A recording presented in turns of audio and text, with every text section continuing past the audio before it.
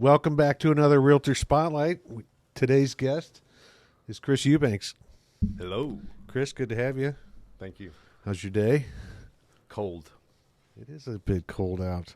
Golfed yesterday, and then today feels like it's 30 below. But anyway, it's good to have you here. I've looked at you. I kind of looked through a little background about you today, and first of all, when did you get into real estate? December of 2005. What got you into real estate? I was working for a window company, selling windows to remodel companies, warehouses, lumber yards, and they fired me because I couldn't get a certain client. Stayed home and depressed for 6 months. And somebody told me to get into real estate because I could set my own schedule. Were you married at the time? Yes. But she wasn't in real estate. No, she worked for a home builder. Ah, okay. All right. So you got your license. Yes. And where'd you start? What brokerage? It was Dynasty Realty. They were a mom and pop shop, and they were partnered up with Dynasty Homes out of Norman. And at that time period, my first year I did maybe 7 transactions. Who was the broker? Scott Foster. Okay. He's in title or something now, isn't he? No, he's a Metro Brokers. Oh, okay. Yeah. Okay. All right. So you did 6-7 deals. Uh-huh. Did you feel like it was going to be a career for you at that time? Didn't know. The jury was still out. Okay. Well, how long did that take? Is it still out today? No, jury has convicted me of being in real estate for the rest of my life. It just took an understanding of the contracts, listing agreements. My biggest battle was the estimated net to seller and cost to buyer sheets. Why was that tough? Nobody really taught you. I mean, it wasn't taught in the real estate school. And Interesting. I went to Despain Real Estate School. Roger? Yeah. Uh-huh. And, I mean, they just didn't teach that in your pre-licensing or post-licensing. And I don't think anybody teaches that in the real estate exam. That's not taught, is it? No. Yeah, I don't think anything's taught that we need. So you got into it, you figured it out. So now you're, looking at your production, you're really consistent. 10 million, 9 million, 10 million. Are you good with that? Is that where you want to stay, or what? No. What kind of goals do you have moving forward? Well, I toned down the goals this year because of this apparent doom and gloom that we're supposed to have. Yeah. Because of light inventory and higher interest rates. But my comfort level is 60 to 70 transactions, 15 to 20 million, and that's a lot. Mm-hmm. That's a lot. Yeah, but it definitely can be done. Yep. Yeah. So you've got an assistant right now. Yes, and she's licensed. She is. Took the test 3 times, and she's licensed. That's a lot less than some people I know. So how do you incorporate her into your business, and what has that done for you? How's it helped you? It's allowed me to focus more on my sphere of influence, past clients, and just strictly dealing with the seller leads that come through. And I've thrown her to the wolves. She gets 100% of the buyer leads that come through unless they are my sphere of influence or past client. And so it's become a juggling act for her to be an hourly assistant versus a full-time buyer's agent. It's you got to clock out to go show that house unless you're showing for me. Right. Is she close to selling anything, or? She's written a bunch of offers. Good for her. None of them been accepted. Well, it'll happen. And the more you write, the better off you'll be. Yeah. And something that wasn't done with me is I'm drilling her real hard on the buyer sheets.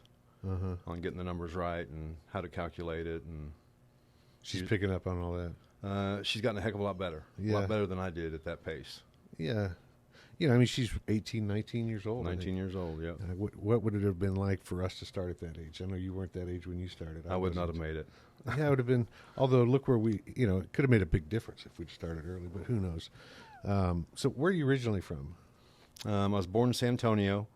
It's something I was thinking about on the way up here is I moved 12 times by the time I was 25 years old. So that's military? No, my dad was actually in wholesale grocery distribution, and okay. he was what I call the warehouse cleanup man. So for Fleming Foods, Okay. He would go around And he moved here? yes, they And moved to Edmond, and I was still in Kansas City at the time. Okay. That's where I graduated high school. In Kansas City? Yeah. What part of Kansas City? I lived in off Paseo, lived in Olathe, lived in Westport. Where was the high school? High school was kind of midtown, What was it called? De La Salle. De La Salle. I It lived was a private school. Kansas City for a while. I worked at 63rd and Troost. Is that near Paseo? I feel like that's Mm-hmm. Yeah. 63rd and Troost. Then Nolan Road in Independence. Mm-hmm. I didn't like Kansas City. Did you like it? I didn't like the traffic. Yeah. But there was a lot of partying going on. Well, yeah, but that's everywhere. Yeah. You know, there wasn't a whole lot for me. It feels like it's not. It doesn't know what it is. It's at Midwest. Is it South? I don't know. It's cold as heck. Does get cold there, yeah, but it gets cold everywhere. Mhm. You know. But anyway, so before you got into real estate, you sold windows. Even go back to high school. What did you want to do with yourself? Did you have something you wanted to be when you were a Well, kid? yeah. I mean, middle school, first part of high school, I was in band. I was on the drum line, played percussion, so I could bang some drums and do some Van Halen and Motley Crue pretty good. But they weren't paying me to do that. Did you take lessons? Yes, took lessons, and I was also 6th grade. Showed up and started banging on a drum. They said, "All right, here you go." Just snare drum lessons, or did you have I had the full the percussion. Tim Toms and the Yeah. marching? Yep, had the whole 9 yards. The marimba. Can you do a paradiddle? Yes, I can. All right. Right, left, right, right. Yeah, that's right. Left, right, left, left. Yeah. Yeah. I remember going to those band judges where you'd have to. It seemed awkward. Mm-hmm. Yeah, but anyway, so real estate. We've talked a little bit about. If there's something that we don't know about you, what's something that you would like to share with everybody that That you don't know about me. Yeah. Well, I shared the moving 12 times, about 25. sorry.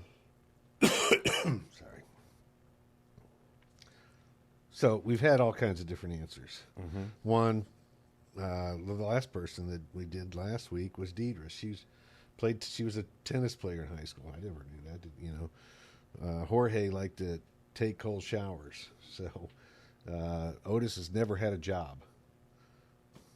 There's all kinds of things. Huh. I'm sure there's something. You just got married, right? Yep, just got married. How's that? Most days it's good. Yeah, I love that woman to death. right. And she tolerates me and my schedule. How long were you single for? Total time, does that include dating her? No, just until you got married. 6 years. So 6 years is a long time to kind of live by yourself. Yes. Don't you think you kind of get used to a routine and doing your own thing? Yes. And then now you move in and here you are together. Yeah. That's a challenge, isn't it? Well, I mean, that's Maybe I'm throwing my own fears at you. I guess something you don't know is I put the toilet seat down after I get done using it. So you sit down when you pee? Nope, I put it No? down after I'm done. I got you. Do that just for the wife. Right. Um, So marriage life is good. yes. So where's your folks? Are your folks?